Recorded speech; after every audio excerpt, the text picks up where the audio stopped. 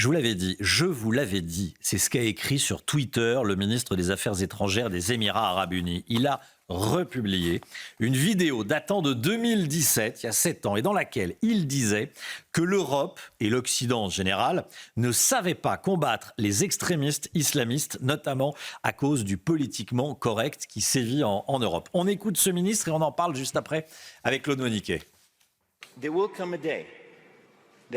Il viendra un jour où nous verrons beaucoup plus d'extrémistes radicaux et de terroristes venir d'Europe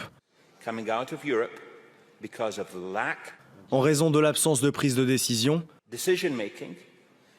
de la volonté d'être politiquement correct ou de la supposition qu'ils connaissent le Moyen-Orient, l'islam et les autres bien mieux que nous. Et je suis désolé, mais c'est de la pure ignorance.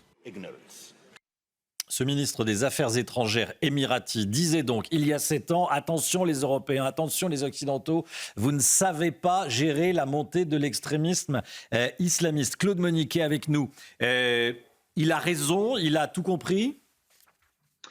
Il a compris beaucoup de choses et effectivement, ce n'est pas quelque chose de neuf. Je vais vous rappeler une petite histoire. Dans les années 90, quand le terrorisme s'est développé en Algérie, la France accueillait comme réfugiés politiques non pas les victimes du terrorisme, qui étaient des militants laïcs, des journalistes, des intellectuels, mais les islamistes qui les persécutaient, parce qu'eux étaient en but à la répression de l'État algérien, donc répondaient à la définition des réfugiés politiques. C'est ça le politiquement correct, c'est ça l'aveuglement dont on a fait preuve. Et le résultat, c'est que 5 ans plus tard, 10 ans plus tard, nous avons eu le terrorisme en France. Et au lieu d'être un pays qui importait le terrorisme, nous sommes devenus, comme toute l'Europe, un pays qui exporte le terrorisme, qui exporte l'extrémisme. Et c'est ça que me disent depuis 20 ans des responsables sécuritaires, des militants laïcs, des opposants des pays musulmans, des pays arabes. Ils me disent, on ne vous comprend pas, nous connaissons ce chemin, nous avons vu au Liban, nous avons vu au Yémen, nous avons vu en Iran, nous avons vu où va, dans quel chemin, dans quelle direction va l'islamisme radical. Et vous n'avez rien appris, vous ne nous avez pas regardé, vous ne nous avez pas écouté, vous n'avez pas été solidaires, et en plus aujourd'hui vous faites les mêmes erreurs, et ça se terminera de la même façon. Alors c'est peut-être effectivement un peu exagéré, on n'en est pas là. Mais il est très clair que, et on le voit tous les jours en France, on le voit tous les jours en Europe, s'il n'y a pas pour soi un moment, s'il n'y a pas un renoncement à ce politiquement correct, s'il n'y a pas un peu, enfin, de réalisme, eh bien, on continuera à voir se multiplier les incidents, on continuera à voir l'islamisme radical monter en Europe, et on continuera à voir des choses comme on les voit à Sciences Po ou à la Sorbonne depuis plusieurs jours.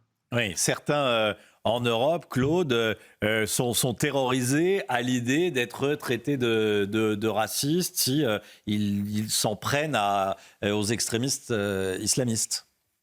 Oui, bien sûr, il y a une telle emprise, il faut bien le dire, de certains milieux d'extrême gauche sur certains médias et puis sur des syndicats, sur des organisations, etc., que dès que vous dites ce qui ne va pas, dès que vous pointez l'islamisme, et j'en ai fait l'expérience personnellement, on vous traite de fachos, de racistes, d'extrémistes, d'islamophobes, etc.